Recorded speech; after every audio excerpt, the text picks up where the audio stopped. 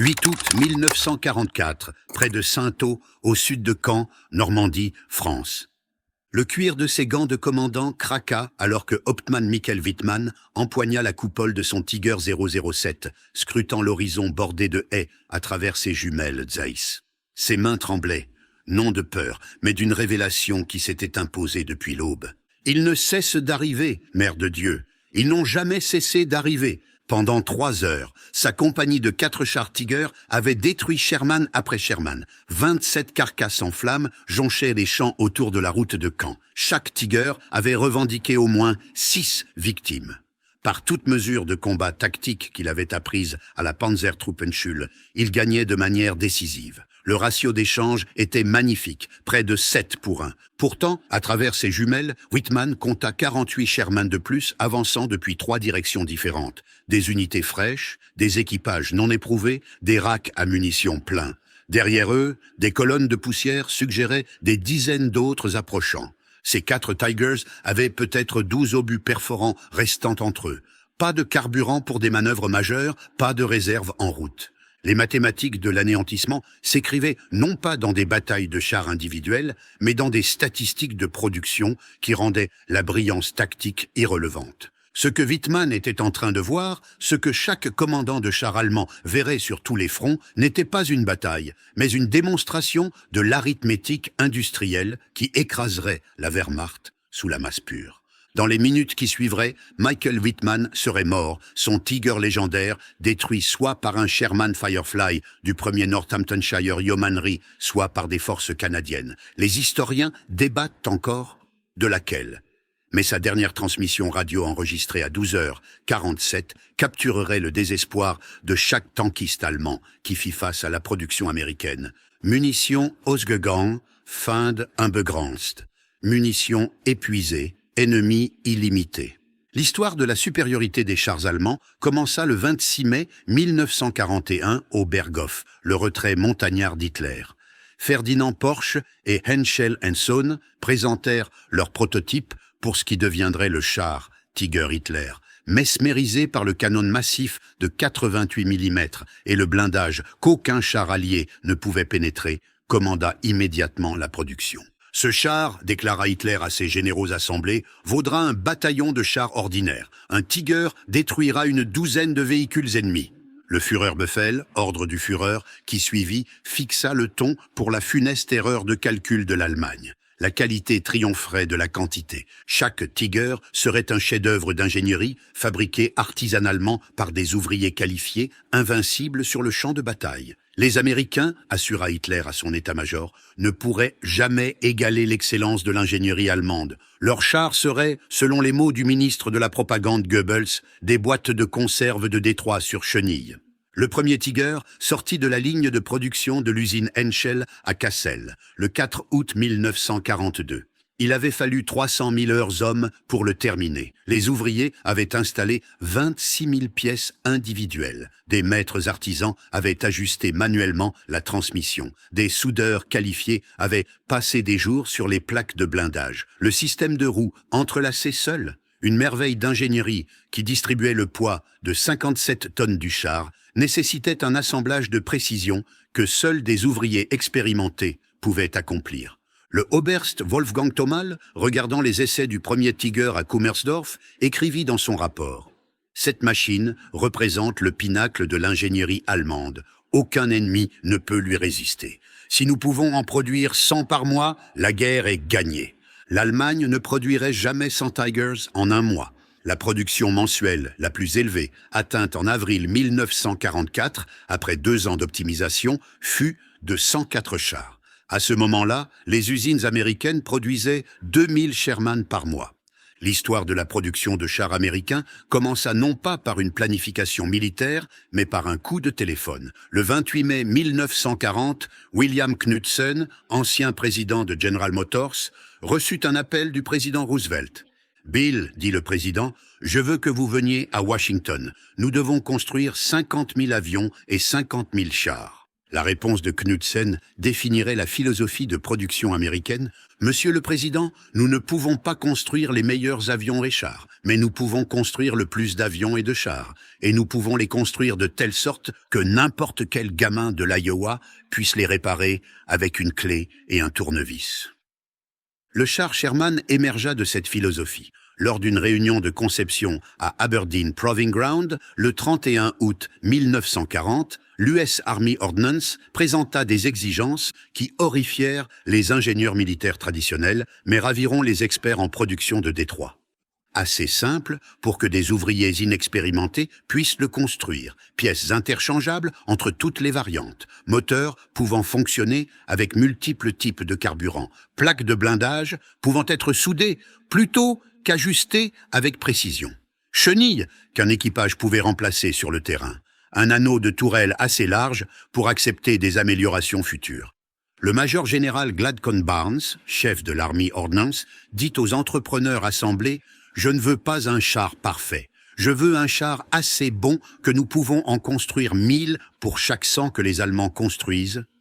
Rendez-le fiable, réparable et fabriquez-le par dizaines de milliers. » Le contraste entre les philosophies de production allemande et américaine devint évident dans les usines elles-mêmes. Chez Henschel à Kassel, 9000 ouvriers qualifiés travaillaient à produire des Tigers. Le sol d'usine ressemblait à un atelier de guilde médiévale à l'échelle industrielle. Des maîtres artisans supervisaient des apprentis. Chaque char était essentiellement construit à la main. Les ouvriers signaient leur nom sur les composants finis, tirant une fierté personnelle de leur savoir-faire. L'unterofficier Franz Lehart, qui travailla à l'usine de Kassel avant d'être enrôlé, se souvint plus tard. Nous passions 3 jours juste sur l'assemblage de la transmission finale. Chaque engrenage était vérifié avec des micromètres. Chaque soudure était inspectée 3 fois. Nous peignions les numéros d'identification à la main. Ce n'était pas de la production de masse, c'était de l'art. Pendant ce temps, à Chrysler's Detroit Tank Arsenal, ouvert le 15 septembre 1941, la réalité était radicalement différente. L'usine couvrait 1 250 000 pieds carrés. Carré. Plus grande que toutes les usines de chars allemandes combinées. Au lieu de maîtres artisans, la main-d'œuvre consistait en d'anciens ouvriers automobiles, des femmes au foyer, des adolescents et n'importe qui pouvant apprendre à utiliser une riveteuse ou un chalumeau de soudage. Rose Will Monroe, qui deviendra Rosie the Riveter, travailla sur la production de Shermans à l'Arsenal. Elle décrivit plus tard l'expérience. « Je n'avais jamais vu un char avant de commencer à les construire. Il nous donnait 2 jours de formation, puis nous mettait sur la ligne.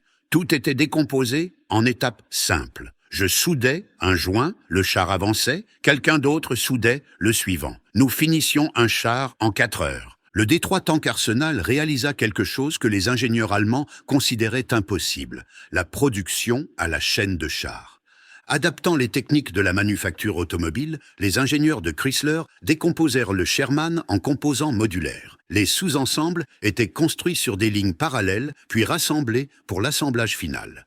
L'ensemble du processus, de l'acier brut au char terminé, prenait 48 heures. En décembre 1942, les statistiques de production racontaient déjà une histoire que les commandants allemands refusaient de croire. Le Detroit Tank Arsenal seul produisait 896 Sherman par mois, plus du double de ce que de nombreux rapports de renseignement allemands suggéraient. À travers l'Amérique, 11 usines construisaient des Sherman. Detroit Tank Arsenal, Chrysler, 896 par mois, décembre 1942. Grand Blanc Tank Arsenal, Fisher Body, 385 par mois. 5 Locomotive Works, 165 par mois. Prest Steel Car Company, 320 par mois. Pacific Car and Foundry, 280 par mois. Federal Machine and Welder, 240 par mois. American Locomotive Company, 310 par mois. Baldwin Locomotive Works, 205 par mois.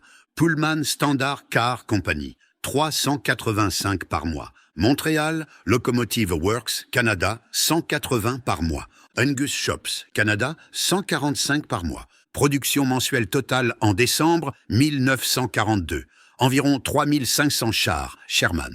Production mensuelle allemande de Tigers, même période, 34 chars. Le ratio était déjà de 103 pour 1. Le général-major Heinz Guderian, inspecteur général des troupes Panzer, reçut ces chiffres par des rapports de renseignement en janvier 1943. Son entrée de journal fut succincte. Si ces chiffres sont, ne serait-ce qu'à moitié vrais, nous avons déjà perdu la guerre.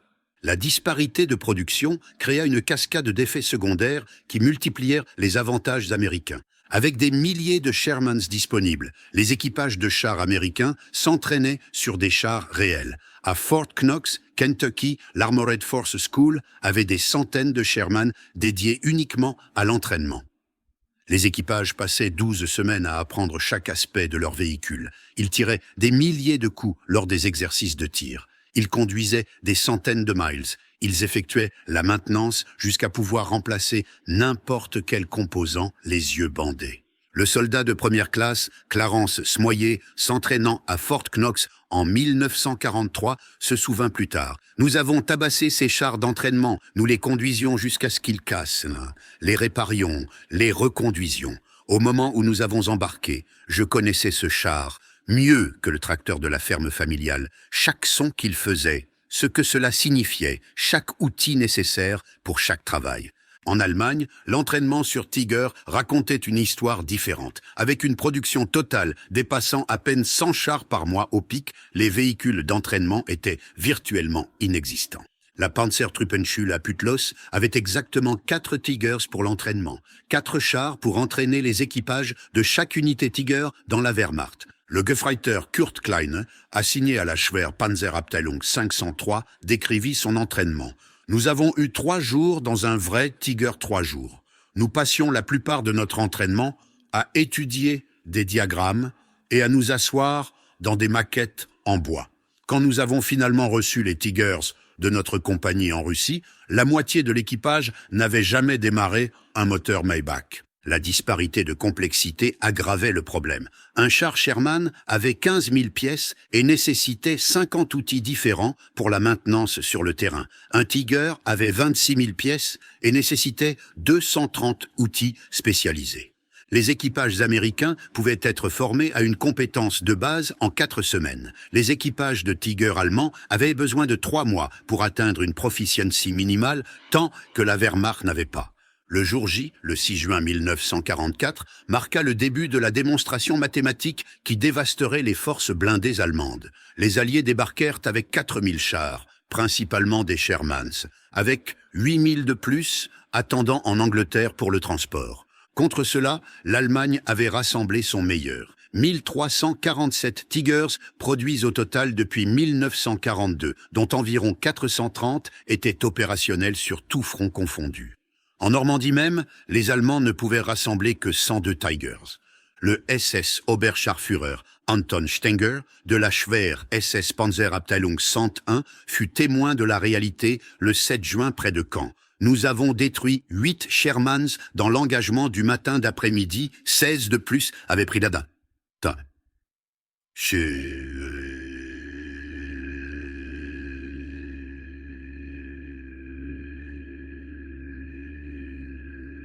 On en avons détruit 6. En soirée, de nouvelles compagnies n'arrêtaient pas d'arriver. Ils venaient comme des fourmis. Vous pouviez en écraser des douzaines, des centaines. Des milliers d'autres étaient derrière eux.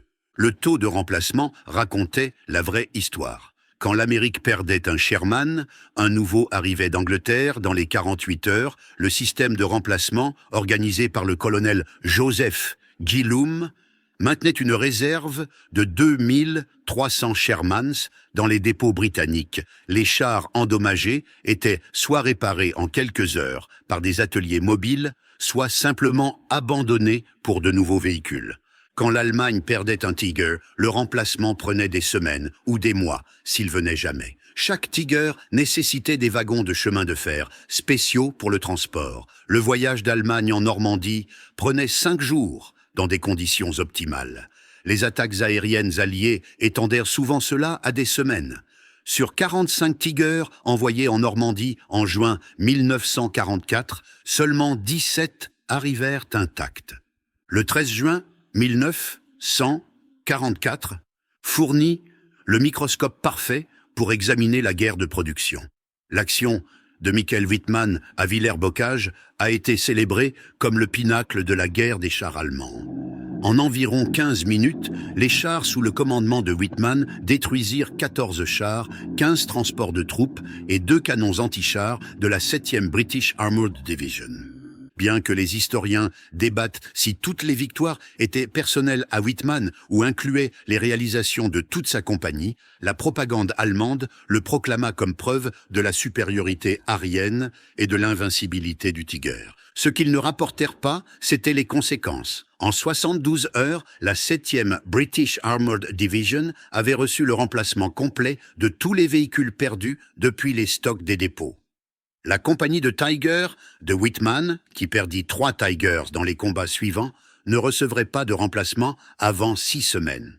Le lieutenant-colonel John Cloudsley Thompson de la 7th Armored écrivit plus tard « Wittmann était brillant, sans aucun doute, mais la brillance est épuisable, la production industrielle ne l'est pas. Il pouvait détruire nos chars plus vite que nous ne pouvions faire du thé, mais nous pouvions remplacer nos chars plus vite qu'ils ne pouvaient recharger. » Les chiffres de production ne racontaient qu'une partie de l'histoire. Chaque Sherman nécessitait une chaîne d'approvisionnement qui livrait 150 gallons de carburant recomplétés tous les 100 miles, 104 obus de munitions, charge de base, 30 gallons d'huile et lubrifiant, des blocs de chenilles, roues de route et filtres de rechange, de la nourriture et des fournitures pour 5 membres d'équipage. La logistique américaine livrait cela sans faute. La Red Ball Express, opérant d'août à novembre 1944, employait 6000 camions fonctionnant en continu depuis les plages de Normandie jusqu'aux lignes de front. En un seul jour, le 29 août 1944, la Red Ball livra 12 342 tonnes de fournitures, 800 000 gallons de carburant, 3 000 tonnes de munitions, des fournitures pour 28 divisions. Chaque Tiger nécessitait 650 gallons de carburant, recomplétés tous les 60 000 km, 42 obus de munitions, charge de base, 100 gallons d'huile et lubrifiant, des pièces de rechange spécialisées manufacturées seulement en Allemagne, du carburant premium qui devenait de plus en plus rare. La logistique allemande s'effondra sous le poids. Un bataillon de Tiger, se déplaçant de 100 miles, nécessitait 40 000 gallons de carburant, plus que ce que la plupart des dépôts allemands contenaient.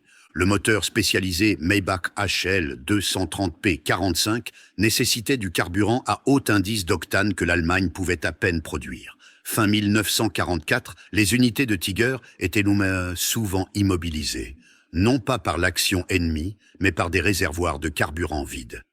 Le Hauptmann Wolfgang Schlick de la Schwer Panzer Abteilung 506 rapporta en août 1944. Nous avons 6 Tigers opérationnels, mais du carburant pour peut-être 30 km.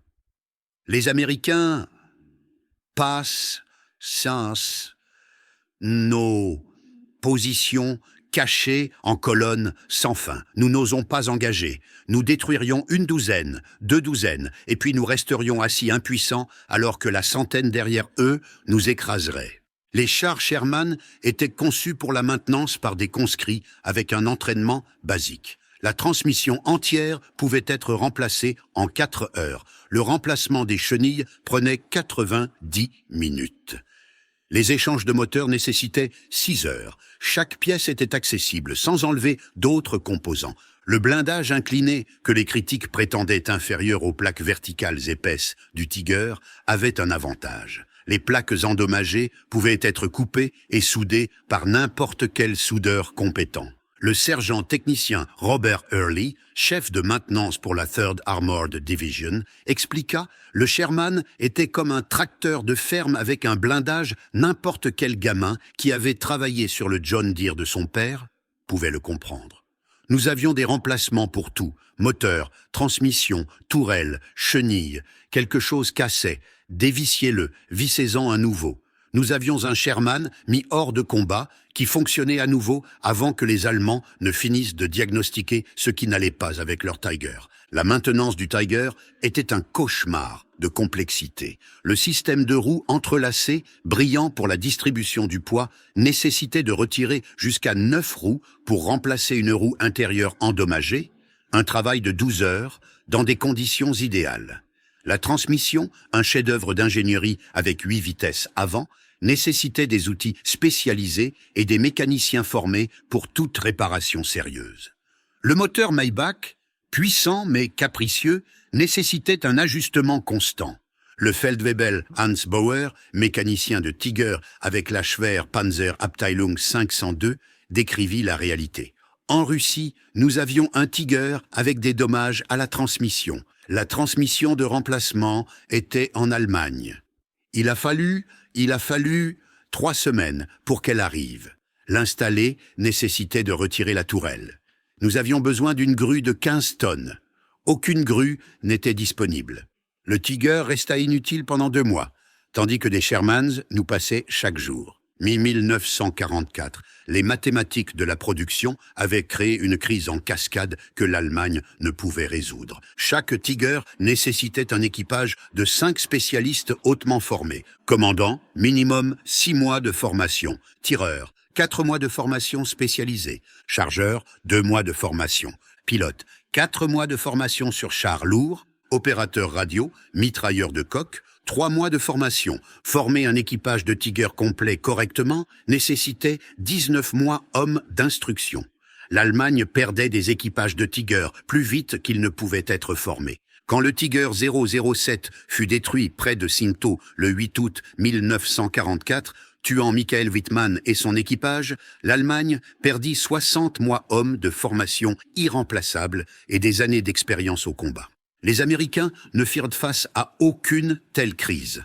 En 1944, Fort Knox diplômait 2000 équipages de Sherman entièrement formés par mois. La standardisation du Sherman signifiait que n'importe quel équipage pouvait opérer n'importe quel char. Les membres d'équipage blessés étaient remplacés depuis un pool de 10 000 remplaçants formés attendant en Angleterre. Le sergent d'état-major Lafayette Poole, commandant un Sherman nommé In the Mood, décrivit l'avantage américain. Nous avons perdu notre chargeur à Saint-Lô. En 2 heures, nous avions un remplaçant qui s'était entraîné sur le même modèle exact de char à Knox. Il connaissait chaque rack à munitions, chaque commande. Nous n'avons pas perdu le rythme. Alors que la Normandie démontrait l'impossibilité mathématique de la victoire allemande, le front de l'Est la révéla comme une apocalypse.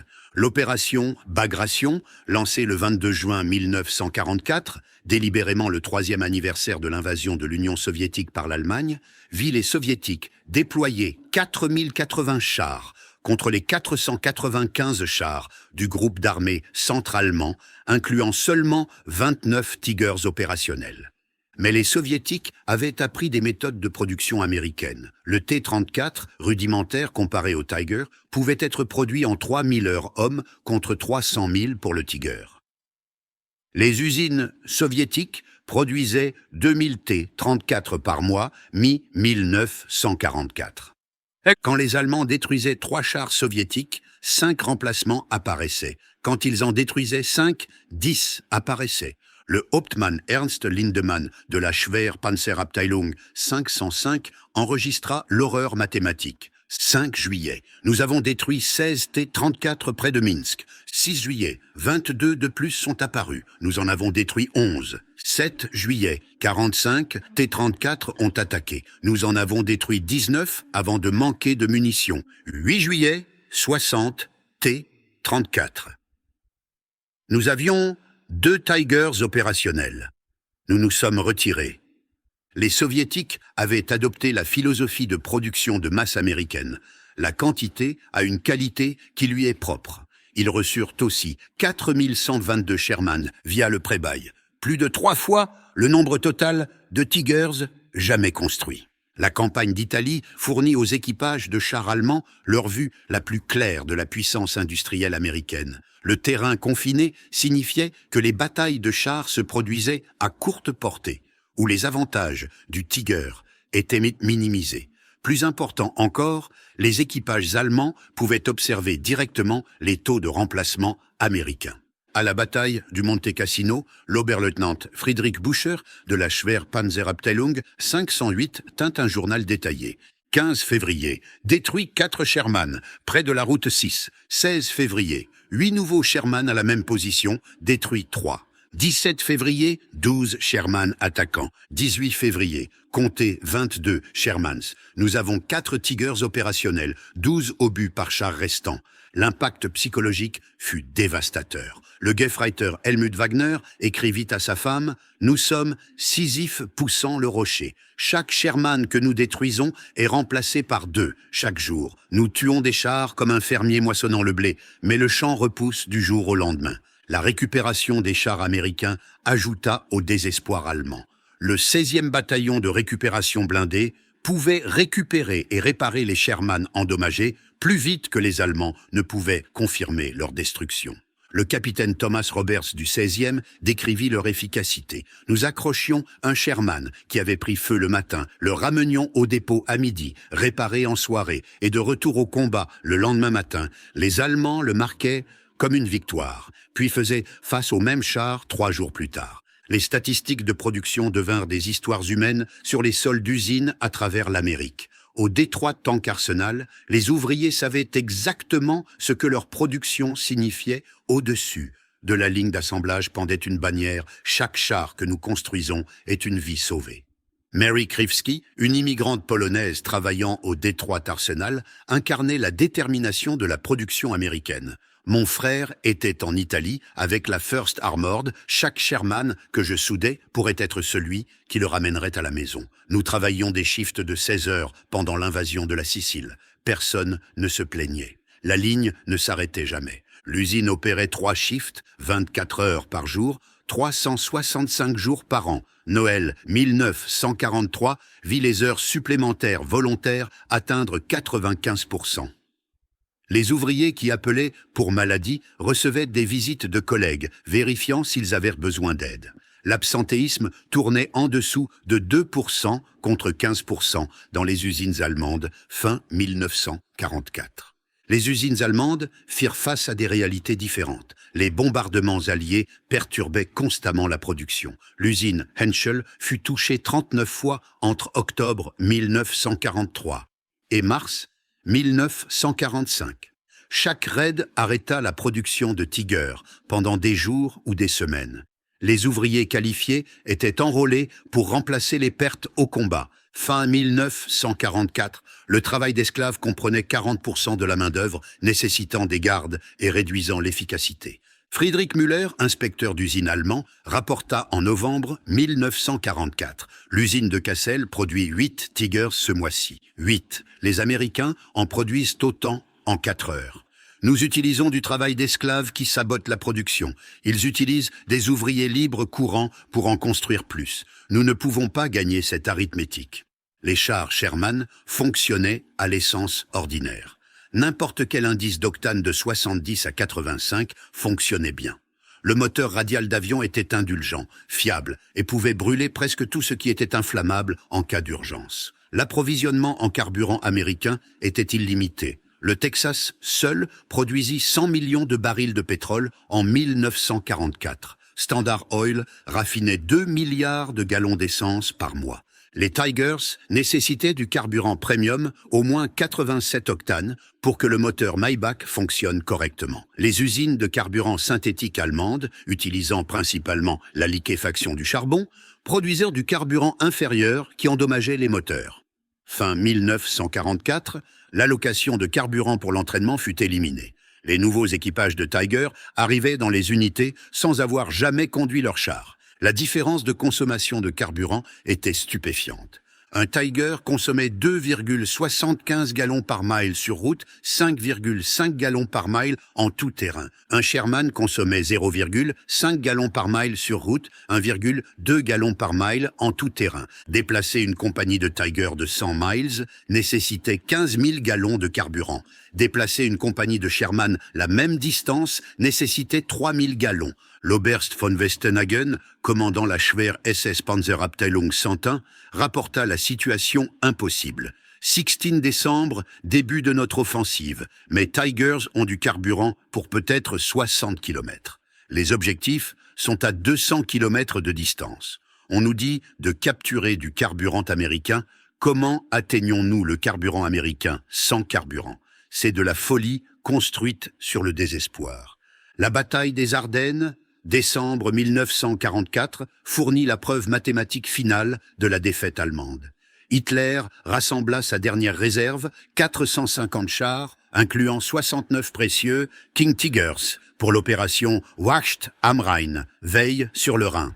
Contre cela, les Américains pouvaient déployer 8000 chars dans le théâtre européen avec 6000 de plus en réserve ou en entraînement aux États-Unis. Le succès initial allemand sembla valider la qualité sur la quantité. Les King Tigers de la Schwer SS Panzerabteilung 501 détruisirent des Shermans à des distances dépassant 2000 mètres. Des Tigers individuels revendiquèrent des douzaines de victoires. La propagande allemande proclama l'offensive comme preuve de la supériorité de l'ingénierie allemande, mais les mathématiques se réaffirmèrent en quelques jours. Alors que le Kampfgruppe de Joachim Peiper manquait de carburant près de la Gleize, les chars de remplacement américains se déplaçaient déjà depuis les dépôts d'Anvers. Les 40 Shermans détruits le 17 décembre furent remplacés le 19 décembre. Les 60 détruits le 18 décembre furent remplacés le 20 décembre. La 3e armée du général George Patton tourna vers le nord avec 350 Sherman le 22 décembre. En 48 heures, malgré la perte de 88 chars sous le feu allemand, Patton avait 400 Sherman opérationnels. Les véhicules de remplacement avaient dépassé les pertes.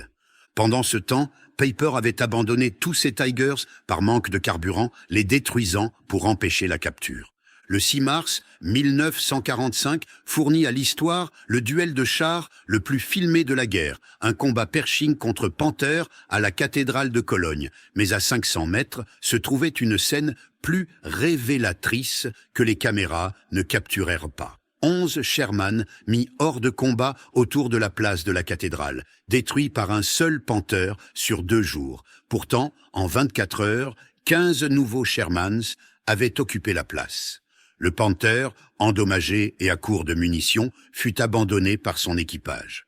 Cette scène, victoire tactique allemande, victoire stratégique américaine par les nombres, se répéta à travers le Reich. Le Feldwebel Gustav Schreiber, le tireur du Panther, survécut à la guerre et réfléchit plus tard. Nous avons détruit 258 chars ennemis avec notre compagnie, principalement des Shermans, un ratio magnifique. Mais ils ont remplacé 258 chars en peut-être une semaine. Nous avons perdu 12 Panthers et reçu 2 remplacements en 6 mois. Chaque victoire tactique rapprochait la défaite stratégique. Au-delà des chiffres de production se trouvaient des mathématiques humaines tout aussi crues. L'Amérique forma 250 000 membres d'équipage de chars pendant la guerre. L'Allemagne en forma peut-être 40 000 pour les Tigers et Panthers combinés. Quand l'Amérique perdait un équipage, 5 remplaçants formés attendaient dans les dépôts. Quand l'Allemagne perdait un équipage de Tiger, leur expertise disparaissait à jamais. Le sergent Joe Saunders de la 2nd Armored Division expliqua l'avantage américain. Nous savions que nous avions 50 Sherman de plus derrière nous. Si notre char était touché, nous nous éjections, revenions à pied, prenions un autre char et retournions nous battre. Les Allemands savaient que chaque Tiger perdu était irremplaçable. Cette connaissance que nous pouvions nous permettre des pertes et qu'ils ne le pouvaient pas, cela a gagné la guerre psychologique. La différence de qualité des équipages s'élargit à mesure que la guerre progressait. En mars 1945, les équipages de chars américains avaient en moyenne 6 mois d'entraînement avant le combat. Les équipages de Tiger allemands, s'ils recevaient des Tigers du tout, avaient en moyenne 2 semaines d'entraînement. Des garçons de 16 ans conduisaient des King Tigers de 68 tonnes, qu'ils avaient vus redrot, kopu komkes kisi, pomponoroli sokitik, kolakonki dotikil. Pour la première fois, quelques jours quelques jours plus tôt. Le Gefreiter Wilhelm Hoffmann, pilote dans la Schwer Panzerabteilung 512, décrivit son entraînement. J'avais conduit un camion dans les jeunesses hitlériennes. Ils m'ont donné 4 jours dans un Panzer IV. Puis, m'ont mis dans un King Tiger. Le commandant était un commis de magasin 2 mois plus tôt. Le tireur avait tiré 5 obus d'entraînement. Nous faisions face à des Américains qui s'étaient entraînés pendant 1 an. La différence fondamentale ne résidait pas dans la capacité, mais dans la philosophie. L'Allemagne poursuivait la perfection technique. Chaque Tiger était un chef-d'œuvre. Son canon de 88 mm pouvait détruire n'importe quel char allié à 2000 mètres. Son blindage pouvait dévier la plupart des obus alliés. Sa transmission sophistiquée fournissait une livraison de puissance fluide. Ses roues entrelacées distribuaient le poids parfaitement. L'Amérique poursuivait l'efficacité de production. Chaque Sherman était adéquat. Son canon de 75 mm luttait contre le blindage du Tiger. Son blindage était vulnérable aux canons allemands. Sa transmission était simple. Sa suspension était basique. Mais il était assez bon.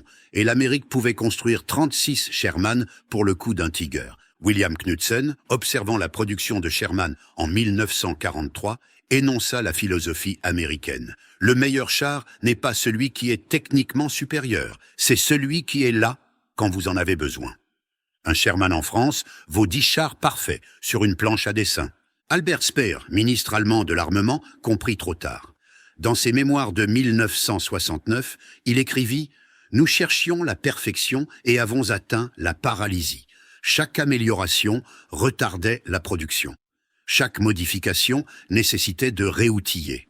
Pendant ce temps, les Américains construisaient le même char basique en nombres écrasants. Ils ont gagné par l'arithmétique, pas par l'ingénierie. Les Shermans atteignirent des taux de disponibilité opérationnelle de 90%. Sur 100 Sherman dans une unité, 90 fonctionnaient un jour donné, les pannes mécaniques étaient rares et rapidement réparées. Les systèmes simples cassaient rarement. Quand ils le faisaient, les pièces étaient abondantes et les mécaniciens nombreux. Les Tigers atteignirent 35% de disponibilité opérationnelle, fin 1944. Sur 100 Tigers, si une unité en avait autant, seulement 35 étaient opérationnels. Les systèmes complexes tombaient constamment en panne. La transmission sophistiquée durait 500 miles avant de nécessiter une maintenance majeure. Les roues entrelacées collectaient de la boue qui gelait dans les hivers russes, immobilisant le char jusqu'à ce qu'elle soit dégagée à la pioche. Le major Hans Krüger, officier de maintenance pour la Schwerpanzerabteilung 503, documenta la crise en janvier 1945. Sur 45 Tigers en effectif, 11 opérationnels, 8 attendent des transmissions, 6 ont besoin de moteur, 12 nécessitent des réparations de chenilles, 8 ont des pannes multiples. Nous cannibalisons 3 Tigers pour en faire fonctionner un. Les Américains abandonnent les Shermans endommagés et en obtiennent de nouveaux. Début 1945, la production américaine avait réalisé quelque chose au-delà des nombres. Elle avait créé la liberté stratégique. Les commandants pouvaient planifier des opérations en sachant que les pertes seraient remplacées immédiatement. Ils pouvaient échanger des chars contre des objectifs. Ils pouvaient utiliser les Shermans comme des actifs consommables. Le général Omar Bradley expliqua « Nous savions que nous perdrions 4 Sherman pour chaque Tiger tué. Nous savions aussi que nous avions 10 Sherman pour chaque Tiger. Les mathématiques étaient simples. Nous pouvions nous permettre l'échange. Eux ne le pouvaient pas. Les commandants allemands firent face à la paralysie stratégique. Chaque Tiger perdu réduisait les capacités futures. Chaque opération nécessitait de calculer si les objectifs justifiaient les pertes irremplaçables.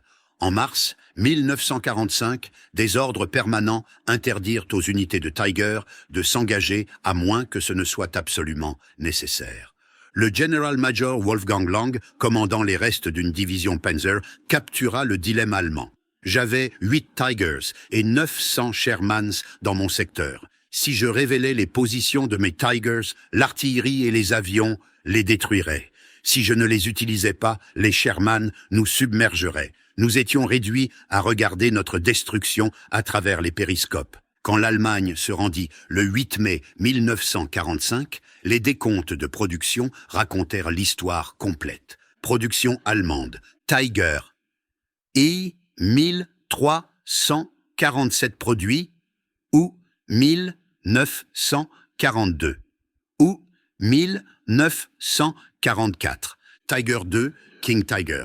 489 à 492 produits, janvier 1944, mars 1945. Total Tigers, environ 1839. Production américaine, M4 Sherman, toutes variantes. 49 234 produits, Février 1942, juillet 1945. Plus 2000 Shermans produits par les usines britanniques et canadiennes. Total Shermans alliés, 50 et 1000 plus. Le ratio, 27,7 Sherman pour chaque Tiger. Mais la production n'était qu'une partie de l'équation. Réalité opérationnelle, mai 1945. Tigers opérationnels avec la Wehrmacht, moins de 20. Sherman opérationnel dans le monde, environ 35 000. Équipage de Tiger allemands formés disponibles, moins de 200. Équipage de Sherman américains formés disponibles, 40 000 plus. En 1975, une réunion à Fort Knox rassembla des vétérans de chars américains et allemands. Les conversations révélèrent à quel point les mathématiques de la production avaient affecté les deux camps. Otto Carius, le deuxième as des chars allemands avec plus de 150 victoires, parla franchement. Nous combattions les mathématiques, pas les Américains. Je pouvais détruire 10 Sherman et 20 apparaissaient. Ce n'était pas du combat, mais de l'arithmétique. Nous étions des calculatrices essayant de vaincre une avalanche avec l'excellence individuelle. Le sergent d'état-major, Clyde Brunson, qui commanda des Sherman dans 3 différentes divisions blindées après s'en être fait détruire 2, répondit « Otto a raison, nous savions que la plupart d'entre nous n'étions pas des as des chars. Nous n'avions pas besoin de l'être. Nous devions être adéquats et nombreux.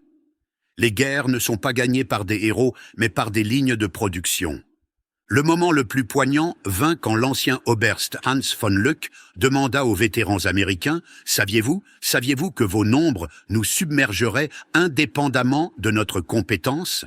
Le sergent Ray Hopkins répondit « Nous le savions. Chaque dépôt de remplacement que nous passions avait des centaines de nouveaux Sherman. Chaque lettre de chez nous mentionnait des usines fonctionnant 3 shifts. Nous savions que vous combattiez toute la machine industrielle américaine. Nous avions presque de la pitié pour vous. » La production de masse américaine créa des effets d'entraînement au-delà des simples nombres. Avec des milliers de Sherman excédentaires, l'Amérique pouvait se permettre l'expérimentation. Des variantes spécialisées apparurent mensuellement. Sherman Firefly, canon britannique de 17 livres. Sherman Jumbo, blindage supplémentaire. Sherman Calliope, lance-roquettes. Sherman Crab, fléau antimine. Sherman DD, amphibie. Sherman Dozer, lame bulldozer. Sherman Crocodile, lance-flamme. L'Allemagne pouvait à peine produire des Tiger standards, sans parler des variantes. Chaque modification expérimentale signifiait moins de chars de combat. Le Sturmtiger, convertissant des Tigers en canons d'assaut, produisit exactement 18 véhicules, une diversion fatale de ressources précieuses. L'approvisionnement en pièces démontra la disparité. Les dépôts américains stockaient 50 000 pièces différentes pour Sherman. N'importe quel composant pouvait être livré à n'importe quelle unité en 72 heures. Les unités de Tiger allemandes attendaient des mois pour des pièces spécifiques, cannibalisant souvent des chars opérationnels pour en maintenir d'autres. Le sergent technicien Mike Kozlowski, gérant un dépôt avancé en Belgique, décrivit l'abondance américaine. Nous avions des entrepôts pleins de tout moteur, transmission, canons, chenilles. Une unité demandait des pièces. Nous chargions un camion et l'envoyions. J'ai jeté plus de pièces de rechange par manque d'espace de stockage que les unités allemandes n'en ont jamais reçu. Les équipages de chars américains vivaient dans un univers différent de leurs homologues allemands. Ils savaient que les chars de remplacement étaient abondants. Ils savaient que la survie signifiait plus que la victoire. Ils savaient qu'ils pouvaient se permettre d'être prudents. Le soldat de première classe, Clarence Smoyer, décrivit la mentalité. Notre lieutenant nous a dit directement « Votre travail est de survivre et de continuer à avancer. Si vous voyez un Tiger, appelez l'artillerie ou le soutien aérien. Ne soyez pas des héros. Les héros meurent. Nous avons plus de chars que d'équipages formés. Gardez-vous en vie et nous vous garderons dans des chars. » Les équipages de Tiger allemands firent face à des pressions opposées. Chaque Tiger était irremplaçable. Chaque équipage était précieux. Pourtant, on attendait d'eux qu'ils combattent contre des chances impossibles, atteignant des ratios de victoire que les mathématiques rendaient dénués de sens. Le Feldwebel Karl Brahmann, tireur dans la Schwerpanzerabteilung 502, décrivit le fardeau psychologique. Nous savions que nous devions tuer 10, 20, 30 chars ennemis pour justifier l'existence de notre Tiger. La pression était insupportable. Nous n'étions pas des soldats, mais des comptables, calculant si nous avions tué assez pour justifier nos ressources. Derrière les chiffres de production se trouvait une infrastructure qui déterminait les issues. Les usines américaines étaient immunisées contre les attaques ennemies. Détroit, Chicago, Pittsburgh, toutes produisaient à capacité maximale sans crainte de bombardement. Les ouvriers arrivaient reposés, nourris et motivés. Les matériaux s'écoulaient sans interruption. Le contrôle qualité attrapait les défauts avant que les chars ne quittent les usines. Les usines allemandes opéraient sous menace constante. L'usine Henschel à Kassel fut bombardée 39 fois. L'usine principale à Nuremberg fut touchée 27 fois. Les ouvriers passaient les nuits dans des abris, les jours à déblayer des décombres. Les matériaux arrivaient sporadiquement alors que les bombardements alliés coupaient les lignes de chemin de fer. La qualité souffrait alors que des ouvriers épuisés et des travailleurs esclaves faisaient des erreurs. Hans Müller, directeur de production chez Henschel, documenta la cascade de problèmes en octobre 1944. Le raid de la nuit dernière a détruit l'installation de traitement thermique. Les plaques de batchage, le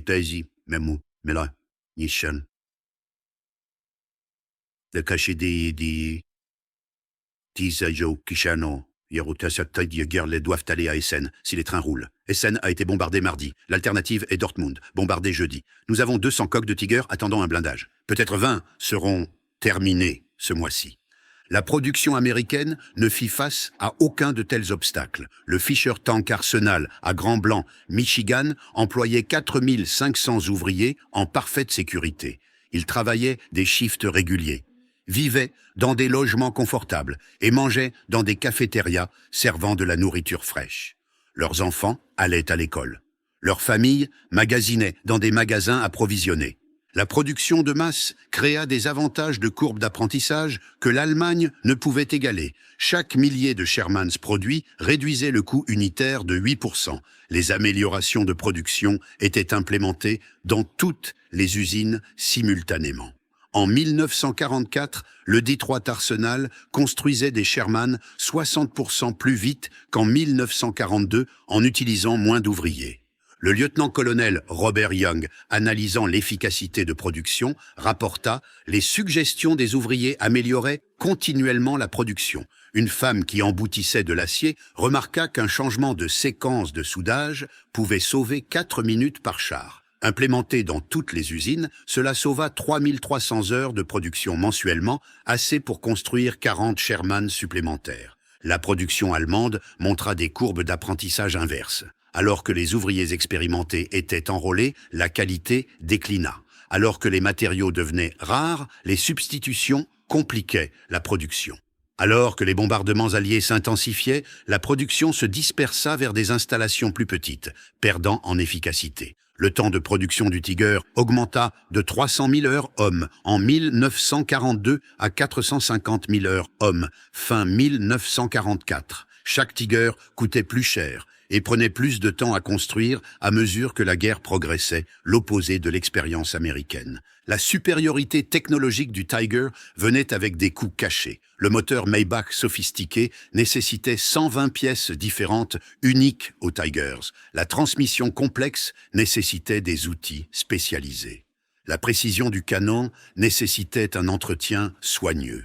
Chaque avantage augmentait la complexité. La simplicité du Sherman était sa force. Le moteur Ford GAA partageait des pièces avec des moteurs de camion. La transmission était un design de camion modifié. Le canon était une arme anti-aérienne adaptée.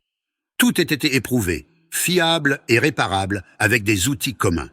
Le sergent-maître Tom Williams, entretenant des Shermans pour la 4th Armored Division, expliqua « Nous réparions des Shermans avec des pièces de camion, de Jeep, n'importe quoi. Besoin d'une pompe à carburant? Une pompe de camion fonctionnait. Besoin de pièces électriques? Un alternateur de Jeep convenait. Le Tiger avait besoin de pièces exactes, faites dans des usines spécifiques. Nous avions besoin de ce qui fonctionnait. La supériorité de production américaine créa des armes psychologiques au-delà des nombres. les équipages de chars allemands capturés étaient délibérément montrés dans des parcs de chars américains contenant des centaines de nouveaux Sherman. Ils visitèrent des dépôts de réparation reconstruisant des chars endommagés en heurts. Ils furent témoins du gaspillage casual de matériel qui révélait des ressources illimitées. Le Hauptmann Friedrich Schulz, capturé après que son Tiger fut détruit près d'Aachen, décrivit sa tournée d'un dépôt de remplacement. Ils nous ont montré 500 nouveaux Shermans attendant des équipages. L'officier américain dit qu'ils en recevaient 500 mensuellement, juste pour ce secteur. J'ai su alors que chaque Tiger que nous avions détruit était dénué de sens. Nous écopions l'océan avec des cuillères à thé. Ces prisonniers retournèrent en Allemagne par des échanges ou des évasions, répandant la vérité dévastatrice sur la production américaine. Leurs rapports, plus crédibles que la propagande, détruisirent le moral parmi les équipages de chars allemands s'entraînant sur les quelques Tigers restants. À l'hiver 1944 à 45, la différence de maintenance était devenue absolue. Les unités américaines maintenaient des taux opérationnels de 90% malgré le combat et le temps. Les unités de Tiger allemandes luttaient pour maintenir 20% de taux opérationnels, même sans combat. Le journal de guerre du 56e Heavy Tank Battalion pour janvier 1945 raconte l'histoire. Effectif, 45 King Tigers. Opérationnels, 8 en attente de réparation, 37. Parmi ceux-ci, 12 ont besoin de moteurs, aucun disponible. 15 ont besoin de transmission, 2 disponibles. 10 ont besoin de multiples composants, aucun disponible. Cannibalisation autorisée pour maintenir une force opérationnelle minimale. Pendant ce temps, le 37e Tank Battalion, 4th Armored Division, rapporta effectif 53 Sherman, opérationnel 51. En attente de réparation, 2 seront terminés de nuit. Chars de remplacement disponibles dans le dépôt, 15. Remplacement d'équipage disponible, 15. 3 équipages complets plus des spécialistes individuels. Avril 1945 fournit la démonstration ultime des mathématiques de production. Alors que les forces américaines traversaient le Rhin, elles laissèrent derrière elles des centaines de Sherman endommagés, ne valant pas la peine d'être réparés compte tenu de l'abondance des remplacements. Les forces allemandes, désespérément à court de chars, tentèrent de récupérer et réparer les Sherman abandonnés pour leur propre usage. L'ironie était complète. La Wehrmacht, qui avait commencé la guerre convaincue de sa supériorité technologique, était réduite à récupérer des chars ennemis qu'elle avait autrefois tournés en dérision comme inférieurs. Les Tigers, trop complexes à maintenir sans l'infrastructure allemande, étaient abandonnés par manque de carburant ou de réparation mineure.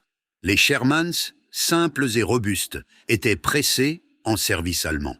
L'Oberst Wilhelm Müller, commandant un groupement tactique improvisé défendant Nuremberg, rapporta l'humiliation finale. Mon commandement consiste en 3 Tigers, un opérationnel, 8 Shermans capturés et réparés, 12 canons d'assaut et divers véhicules à roues.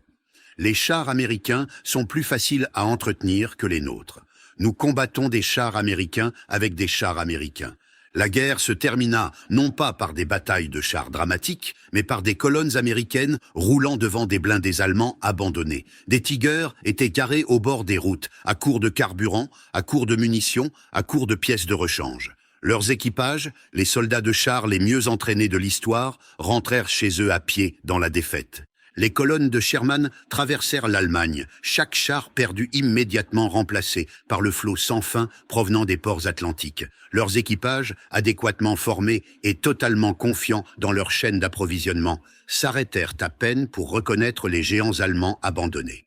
Le général Dwight Eisenhower, visitant l'Allemagne vaincue, observa « Nous n'avons pas vaincu les chars allemands, nous avons vaincu la production allemande. Chaque Tiger était une victoire tactique qui leur coûtait une capacité stratégique. Chaque Sherman que nous perdions était remplacé avant qu'ils ne finissent de compter leur victoire. Le bilan final révéla les vraies mathématiques de la victoire. Vitesse de production. Tiger, 300 000 à 450 000 heures hommes par char. Sherman, 17 000 à 48 000 heures hommes par char, corrigé d'une sous-estimation antérieure. Ratio. Le temps de production d'un Tiger équivaut à 6 à 26 Sherman. Analyse des coûts, Tiger, 250 000 à 300 000 Reichsmark, valeur 1945. Sherman, 44 556 à 64 455 $, prix officiel du catalogue de l'US Army, août 1945.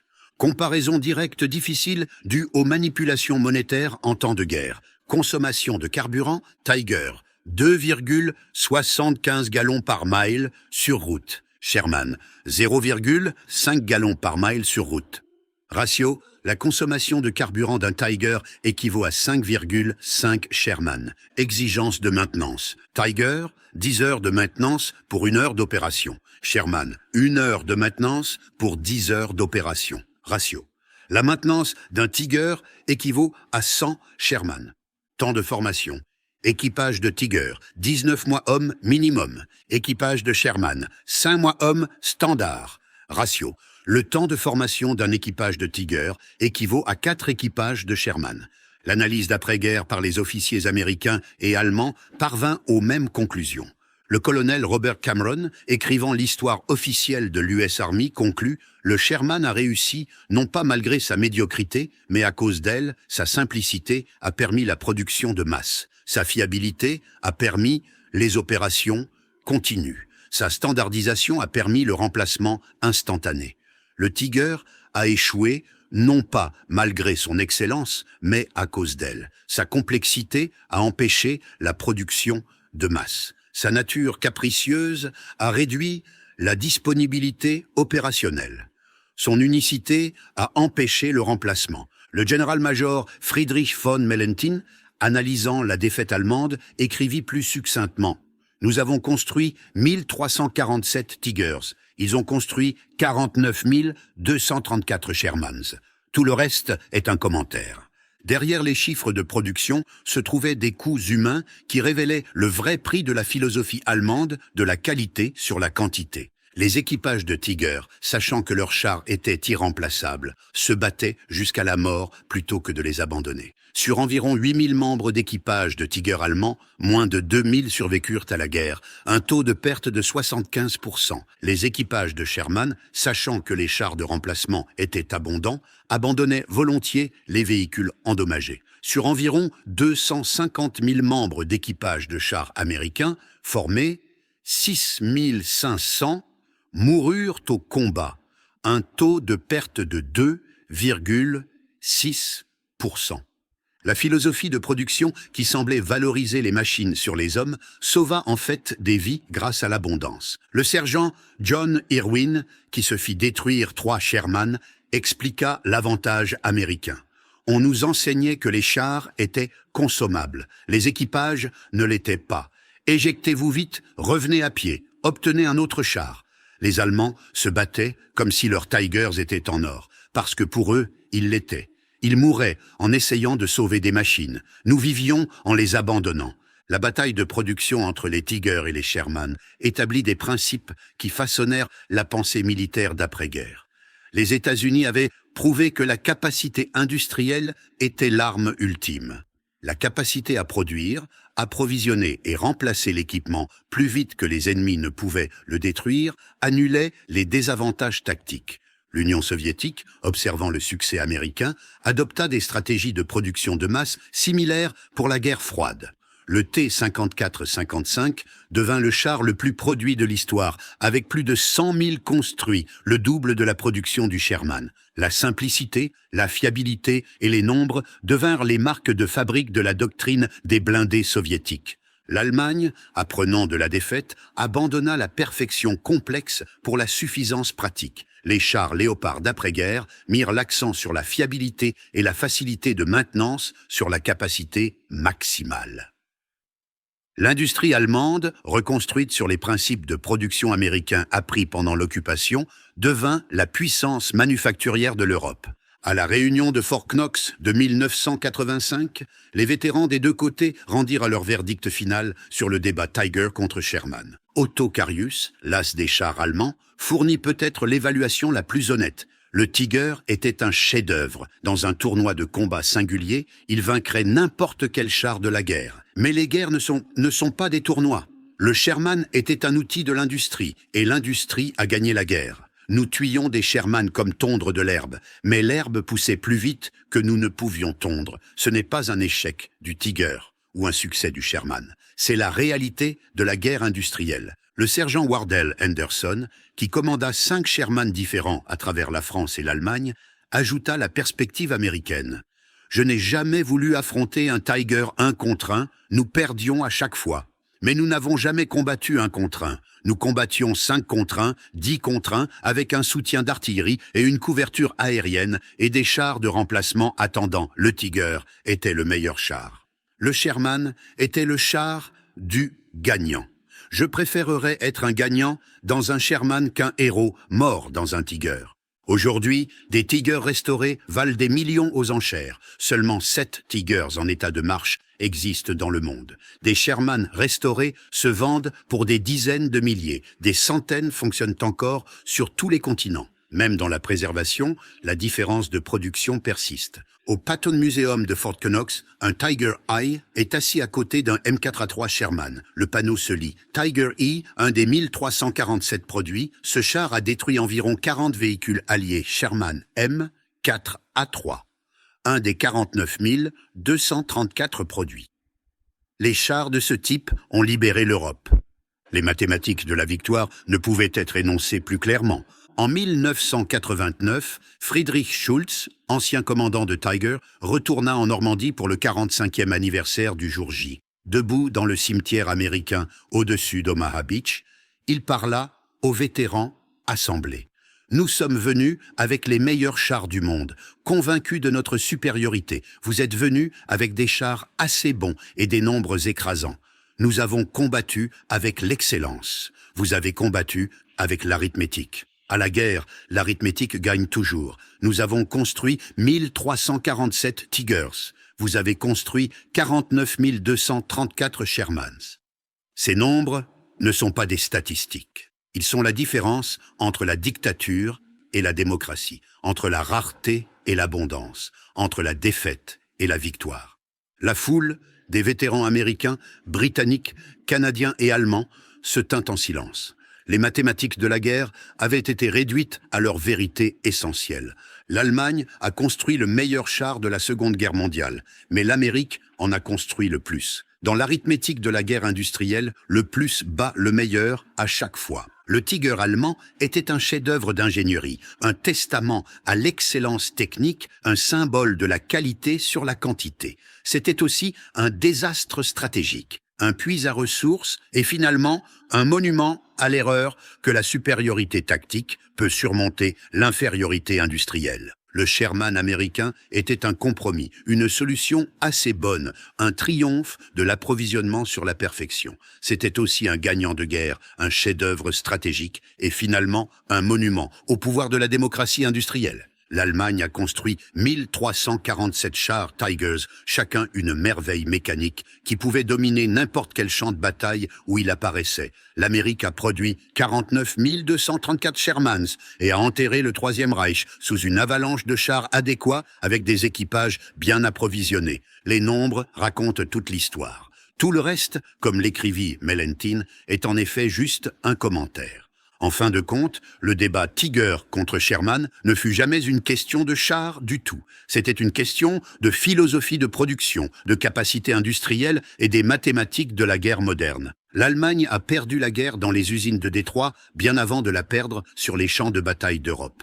Ils furent vaincus non pas par de meilleurs chars, mais par plus de chars. Non pas par une qualité supérieure, mais par une quantité écrasante. Non pas par l'excellence tactique, mais par l'arithmétique stratégique. Le Tiger reste un symbole de l'excellence de l'ingénierie allemande. Le Sherman reste un symbole de la puissance de production américaine, mais le ratio de 49 234 à 1347 reste le seul nombre qui importait.